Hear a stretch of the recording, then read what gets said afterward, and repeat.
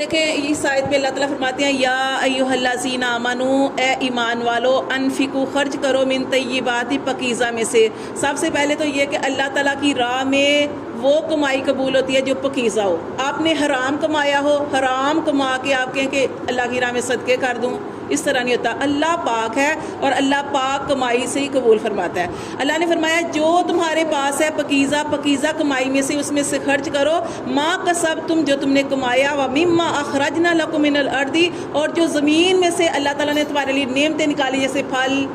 جو ہے، اس طرح جتنی چیزیں ہیں وہ نکالی، اس میں سے بھی اللہ تعالیٰ کی راہ میں دو۔ تو جو جیسے کہ ہوتا ہے نا سونے چاندی وغیرہ کے اوپر زکوٰۃ ہوتی ہے، ایسے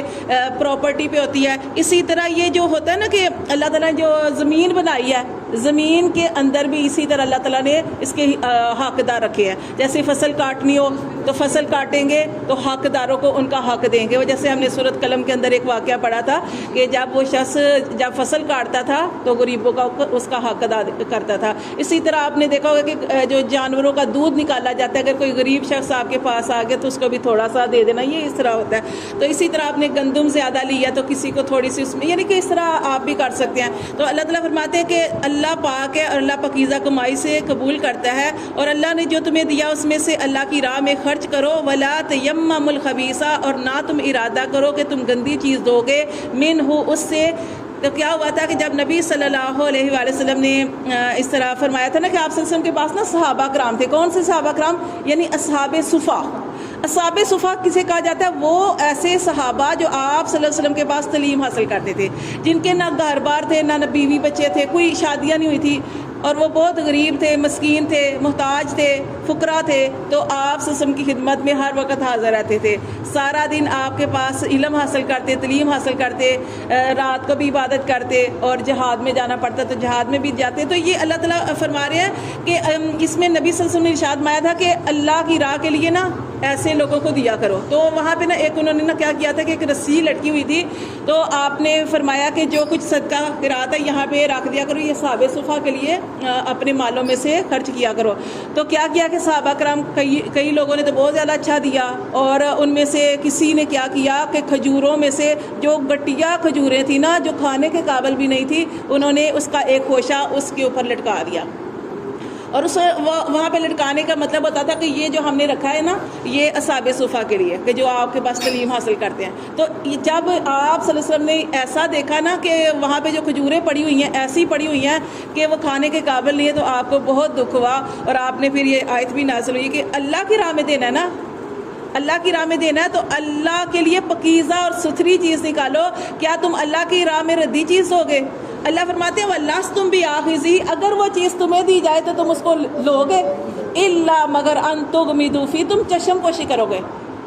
تم آنکھیں چراؤ گے کہ مجھے نہ ملے یہ چیز۔ اللہ فرماتے ہیں اپنے اوپر طاری کر کے سوچو۔ تو ہم بھی ایسے ہی کرتے ہیں کہ جو چیز بالکل پھینکنے والی ہوتی ہے وہ ہم کہتے ہیں کہ یہ ہم اللہ تعالیٰ کی راہ میں دے دیتے ہیں، تو اس طرح نہیں ہوتا۔ ہاں یہ ہے کہ جیسے آپ نے ایک سوٹ بنایا تو یہ دوسرا صدقہ کر دیں، یہ بھی ٹھیک ہے، کسی وقت نیا بھی کسی کو لے کے دے سکتے ہیں، اور کسی وقت یہ ہوتا ہے کہ کوئی ایسا غریب ہوتا ہے کہ آپ کا پرانا دینے سے ہی وہ مطلب اس کے پاس ہے ہی نہیں، وہ پرانا دینے سے ہی اس کو مل جائے، یہ بھی صحیح ہے۔ لیکن یہ کہ اللہ تعالیٰ کی راہ میں اتنی گھٹیا اور ناقص چیز نہ دو کہ اس کو اپنی جگہ پہ رکھ کے سوچو کہ اگر تم اس جگہ پہ ہو اور اتنی گندی چیز ہو تو کیا تم لوگے؟ جیسے سورۃ 4 پارے میں ہم پڑھیں گے لن تنالوا البر حتى تنفقوا مما تحبون، کہ تم اللہ کی محبت کو اس وقت تک نہیں پہنچ سکتے کہ جب تک تم اللہ کی راہ میں وہ چیز خرچ نہ کرو جو تم اپنے لیے پسند کرتے ہو۔ اسی طرح اللہ تعالیٰ نے قربانی کے بارے میں ارشاد فرمایا تھا نا کہ قربانی کے اللہ کو کیا، اللہ کو نہ تمہارے جانور کا گوشت پہنچتا ہے نہ خون پہنچتا ہے، اللہ کو کیا پہنچتا ہے؟ تمہارے دلوں کا تقویٰ پہنچتا ہے۔ گوشت ہم نے کھا لینا ہے، خون گلیوں میں بہہ جانا ہے، تو اللہ فرماتے ہیں کہ اللہ کو بس تمہارے پیچھے جو نیت ہے نا وہ نیت پہنچنی ہے کہ تمہاری نیت کیا ہے۔ تو یہاں پہ بھی اگر ہم سوچیں نا کہ اگر ہم نے کوئی چیز اللہ کی راہ میں دینی ہے تو اللہ کی راہ میں جب دینی ہے تو ستھری اور پاکیزہ جو چیز ہے وہ اللہ تعالیٰ کے راستے میں نکالنی چاہیے۔ اللہ فرماتے ہیں وَاعْلَمُوا، اور خوب جان لو، ان اللہ غنی، یہ دیکھیں اللہ جیسے بھی خرچ کرنے کی بات آتی ہے نا تو ساتھ اللہ یہ لفظ ضرور بولتے ہیں کہ اللہ غنی ہے، کہ اللہ کو تمہارے صدقات کی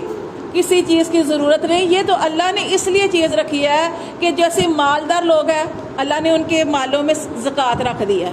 زکوٰۃ کے علاوہ بھی وہ نفلی صدقات جتنا مرضی کوئی کرے، تو یہ غریبوں کا حق ہوتا ہے، تو ان کو یہ دینا چاہتے ہیں۔ اللہ فرماتے ہیں اللہ غنی، اللہ کو کسی چیز کی حاجت نہیں ہے، یہ اللہ نے مال اسی لیے رکھا ہے، جیسے قرآن مجید میں بھی اللہ نے فرمایا کہ فتنہ اور مال جو آزمائش ہے، کسی کو اللہ زیادہ دیتے ہیں، کسی کو تھوڑا دیتے ہیں۔ جب آپ کے پاس زیادہ آتا ہے آپ کے پاس سائل بھی آ جاتے ہیں، آپ کے پاس مانگنے والے آ جاتے ہیں، تو اس لیے اللہ نے فرمایا کہ ان اللہ غنی، کہ اللہ کے راستے میں دو، اللہ کو ضرورت نہیں ہے، اللہ تو بے نیاز ہے، حمید، اللہ تو خوبیوں والا ہے۔ الشیطان، اور پھر آگے بتایا بات اللہ نے کہ شیطان جو ہے یعدکم الفقر، وہ تو تمہیں وعدہ دیتا ہے کہ تم فقیر ہو جاؤ گے۔ شیطان تمہیں خرچ نہیں کرنے دیتا، وہ کہتا ہے کہ تم اس کو سنبھال کے رکھو، یہ تمہارے بڑھاپے میں کام آئے گا، یہ تمہارے فلاں وقت میں کام آئے گا، تمہیں تو خود بڑی ضرورت ہے۔ یعنی شیطان خرچ نہیں کرنے دیتا، جیسے انسان سوچتا ہے، اسی لیے کہا جاتا ہے نا کہ جیسے آپ نے کسی بھی کام کے کرنے کا ارادہ کیا نا کہ فلاں چیز جو ہے نا میں کسی کو دوں گی،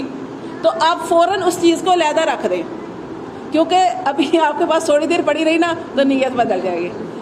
تو اس لیے کہا کہ شیطان جو ہے وہ وعدہ دیتا ہے تمہیں فقر کا کہ تم غریب ہو جاؤ گے، وَيَأْمُرُكُم بِالْفَحْشَاءِ، اور وہ حکم دیتا ہے تمہیں بے حیائی کے کام کرنے کا، وَاللَّهُ يَعِدُكُم، اور اللہ تمہیں وعدہ دیتا ہے مغفراتن، کہ اگر تم اللہ کی رضا کے لیے عمل کرو گے تو اللہ تمہاری بخشش کر دے گا۔ اللہ بخشش کا وعدہ دیتا ہے منہ اپنی طرف سے، وفضلا، اور اپنے فضل کا وعدہ دیتا ہے، وَاللَّهُ وَاسِعٌ عَلِيمٌ، اور اللہ کشادگی والا ہے،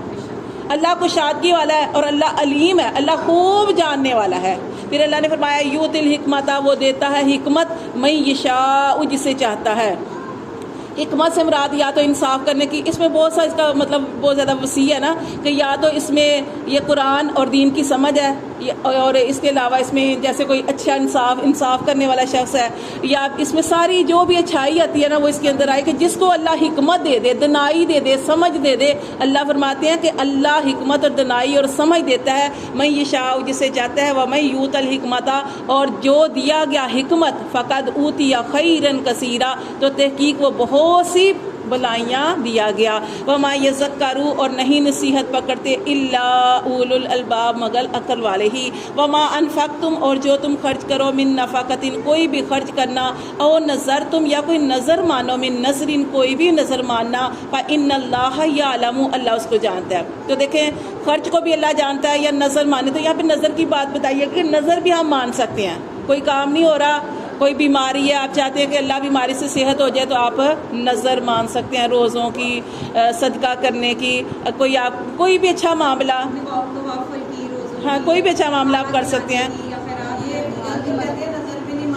اب اس طرح کی نظر نہیں ماننی کہ میں فلاں پھل اپنے اوپر حرام کر لوں گی،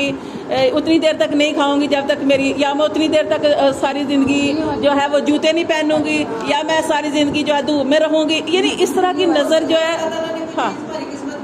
ہاں، کیونکہ بڑی حدیث ہے نا اس کے بارے میں، کہ جیسے آپ صلی اللہ علیہ وسلم نے ایک آدمی کو دیکھا تو وہ نا دھوپ میں کھڑا تھا، آپ نے کسی سے پوچھا یہ دھوپ میں کیوں کھڑا ہے، تو آپ کو بتائے گا کہ اس نے نظر مانی ہے کہ ساری زندگی نا سایہ نہیں لے گا، اس نے نظر مانی ہوئی ہے، جب تک اس کی نظر پوری نہیں ہوگی وہ اس ٹائم تک ایسے کرتا رہے گا۔ آپ نے فرمایا کہ اپنی اس نظر کو، یہ صحیح نہیں ہے نظر، اس طرح کی نظر مانا، یہ کہ اللہ نے ایک چیز ہمارے لیے رکھی ہوئی ہے، ہم کیوں اسی طرح کوئی کپڑے اپنے اوپر حرام کر لینا، کوئی کھانا حرام کر دینا، ہاں اگر کوئی شوگر ہے، بی پی ہے، کوئی چیز کھانے سے آپ کی طبیعت خراب ہو جاتی ہے، وہ اور چیز ہے، لیکن کبھی بھی کسی چیز کو حرام نہ کریں، کبھی نہ کبھی تھوڑی بہت کھا بھی لیا کریں، کچھ نہیں ہوتا۔ ہاں تو یہ اس طرح کی نظر مان سکتے ہیں روزوں کی، جو خرچ کرنے کی، یا کوئی آپ کے ساتھ ناراض ہے تو آپ کہیں کہ اللہ تعالیٰ میں اس سے ٹھیک ہے تیری رضا کے لیے اسے ملوں گی، اس طرح کی آپ نظر جو ہے وہ مان سکتے ہیں۔ اللہ فرماتے ہیں یا تم نظر مانو کچھ بھی، اللہ تبارک و تعالیٰ سب جانتا ہے، وَمَا لِلظَّالِمِينَ مِنْ أَنصَارٍ، اور نہیں ہے ظالموں کے لیے کوئی بھی مددگار۔ بس اتنا۔